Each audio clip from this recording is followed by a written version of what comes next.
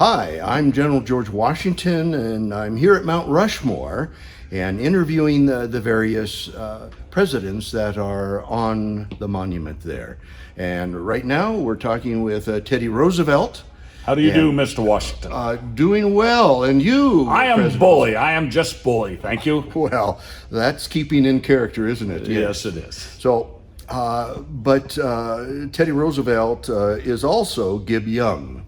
And I'm Vern Frickholm, and we're going to revert back to our individuals and just kind of talk about what it's like to portray two founding members of this country. So, Gib, I'm just going to come right out and just ask you, how in the world did you get into portraying Teddy Roosevelt? Well, it's Fritz Klein's fault. Oh, you're kidding? Yes. Abraham Lincoln? Yes, indeed. Oh, my gosh. All my life, I've looked like Theodore Roosevelt, and people have always said, do you know you look like Theodore Roosevelt? And I said, yes.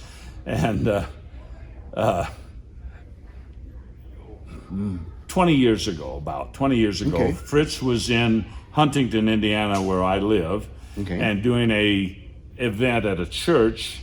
And that church had asked my singing group, which is a Civil War singing group of Union soldiers, and to perform beforehand, which we did. We're all there backstage beforehand. Fritz comes out and he introduces himself, and he gets to me, and he says, "Anybody ever tell you you look like Theodore Roosevelt?" And I said, "All my life." And he was kind enough to paraphrase. He says, "Well, if you ever want to get into historical interpretation, I'd be glad to help." And he was true to his word. After I talked to my wife, I said, if I do this, I'm going to do it as historically correct as I can. I don't think any of us are perfect in portraying our characters, but I think those who are good and successful kind of can bring that character really to the surface for the audiences. And I said, I'm going to buy books, I'm going to buy tapes, because there are audios and videos of Roosevelt. I'm going to get the correct uniform and not uniform, but clothes. I'm too old to do the Rough Rider, Teddy. And I said, I will not embarrass Mr. Roosevelt in any way. I said, I do. I've considered him a hero all my life as a young boy. And so I'm not going to do anything to take away from his image or heritage. And say, true to his word, Fritz, in fact, he's the one who got me out here to Mount Rushmore originally. Yeah. So you studied him for many, many years, and no doubt you have all about Roosevelt, the man that strikes you the most. I believe there were a couple things that, I know a couple things. So, one, his sense and love of America, of his country, of its history. I've always felt that way. Theodore Roosevelt always felt that way. And the energy that he brought to life. One historian said Theodore Roosevelt lived more in 60 years than any man ever lived in 100. And I believe it. I firmly believe it. And I don't have that energy. He did, and I admire it greatly. He lived life to its fullest, and that appeals to me. Okay, taking it a step, has he changed you? How has he changed me? I think a sense of duty and obligation to my fellow man has been affected somewhat by Theodore. I know my sense of love of country has been intensified, and then, quite honestly, the joy that I get bringing Theodore Roosevelt alive to audiences, especially young children. He's just a lot of fun. And people, unfortunately for me, the character that I look like is one that's been in the American imagination for a long time, and for the most part is very positive. People like Teddy. And I very seldom ever get into any confrontational area with the audience at all. There's places where I might disagree with some of the things they think or say or ask questions on, but it's very rare. So I enjoy that impression that Theodore Roosevelt tends to give to the average American. Well, Gib, I think to personality-wise, you're a good fit for Teddy. Thank you. You're a very comfortable and an approachable person. Gib, let's take another tack to what you do. Okay. Now, to portray Teddy, what has been some of your greatest challenges? Actually, the voice. We've got recordings of his voice. And Excellent. Theodore's voice is up here, and I can do it. However, after about a half hour, then I start to revert to my basso profundo, Yes, as the okay. choir director says. So that's been a difficult thing, and I've had many a sore throat from trying to do that. And quite honestly, I'm not sure I can really portray the enthusiasm and intensity of his ability to speak Okay. to an audience. Okay. He mesmerized people when he spoke. They just, he just had them. And Woodrow Wilson still once said, you can't hate Theodore. Yes. He didn't like Theodore Roosevelt, but he couldn't hate him. He says he just so good, and you'd have to hate him a lot not to love him. Okay, but didn't he give something like 1,100 executive orders Probably to Yes, Congress? Yeah. And so Well, I don't quote me on that. I think, and this is one of the things we get between then and now, executive orders. I don't think he gave near that many. What I think he did, he did a lot of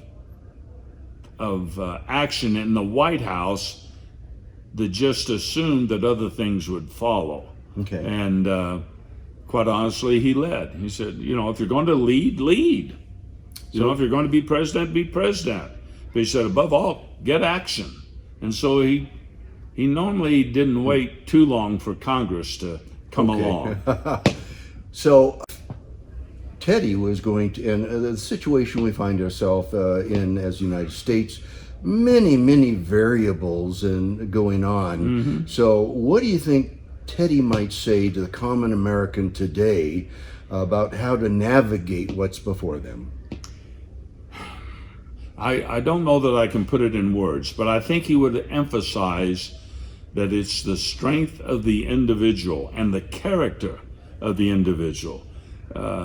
One of the values that TR exuded, which did not necessarily carry over to the majority of Americans of that time, was that he could look at each individual person and say, well, that person has value, that person has character, that person has low character. And he didn't stereotype people, and I think he was also had that ability to step back and say, wait a second, things have changed, so maybe I ought to look at this a little bit differently. But he felt himself,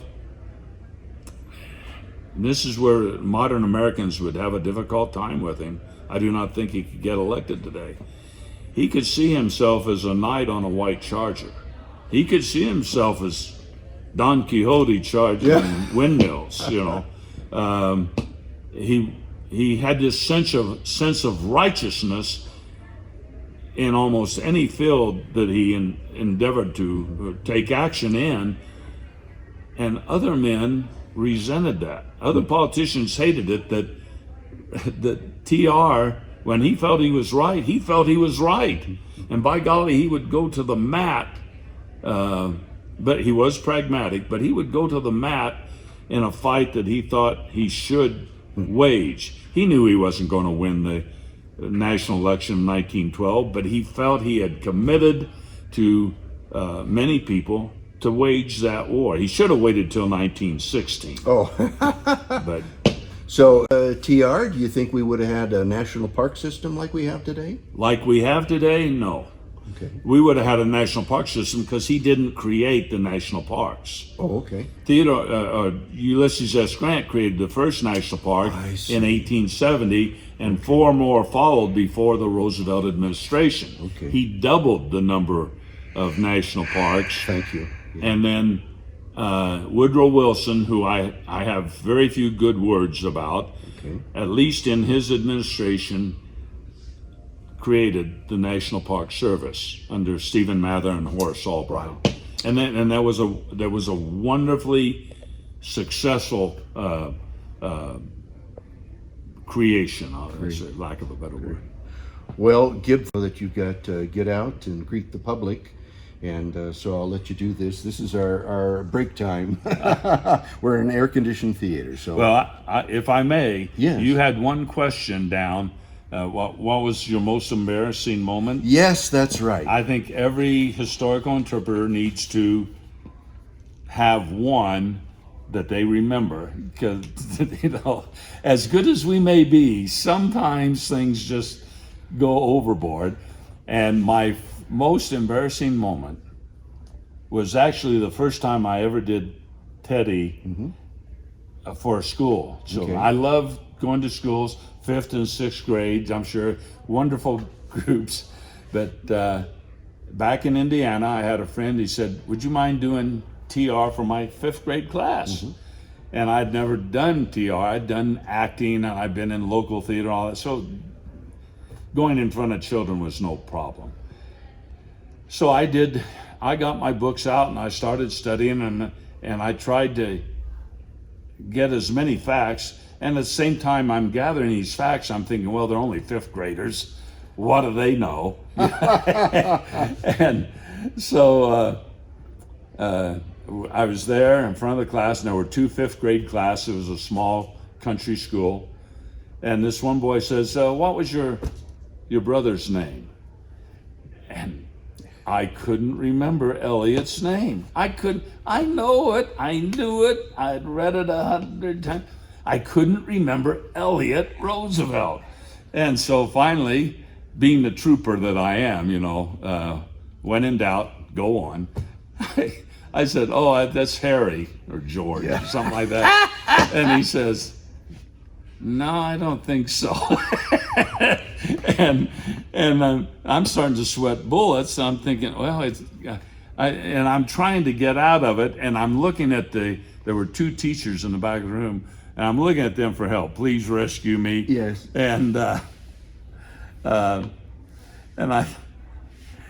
thought, and they finally said, that's enough questions there about you the go. Roosevelt. There you Yeah, are there any other questions? There you are. And this little girl raises her hand. I say, yes, dear, what's your question? She said, well, why won't you answer his question? Oh my gosh. I have remembered that today. That was 20 years ago. Yes. And I'm thinking, oh my goodness. And I've had some wonderful times since then and things, but I want to thank you for bringing that up, because it just Surely. clicked into my memory again. I'm thinking, oh, to be embarrassing. And those kids are like sharks out there. That's what I tell you. Watch out when you go to a school. Watch out, because Well, thank you for continuing to go in Yeah. and represent Teddy.